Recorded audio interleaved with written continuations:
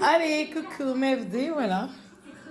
Coucou MHD, c'est votre moment de la pensée positive, voilà.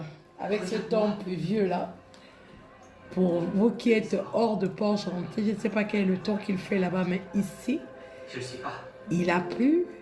Je ne voulais pas dire qu'il pleut depuis, on va dire depuis 14 heures, voilà. Toute la ville est inondée d'eau. Vraiment, c'est fort. Je crois même que ça a dû perturber. Maria, tu peux diminuer s'il te plaît le... Pendant que je parle, c'est là où toi tu augmentes. Mais moi, je fais mon TikTok. Tu peux suivre ton film en toute douceur. C'est pas facile d'être maman. Ok, monsieur. Merci. Regarde. Diminue encore. C'est fort, BFD. Allez, Maria, là, c'est fort. Non, là, tu peux plus diminuer. Là, c'est les...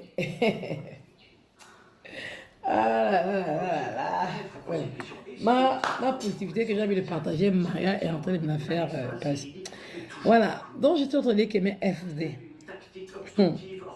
La dernière fois, je disais que faut pas que les gens se trompent.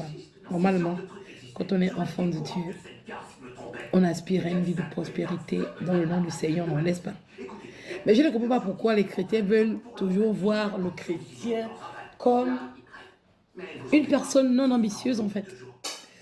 Ils s'attendent à ce que le chrétien soit toujours là dans les miettes, que les chrétiens soient là peut-être dans un personnage, on va dire débile, ou bien tout simplement quelqu'un qui est à l'ouest. Mais non, tu peux être milliardaire et être chrétien. Tu peux être millionnaire et être chrétien.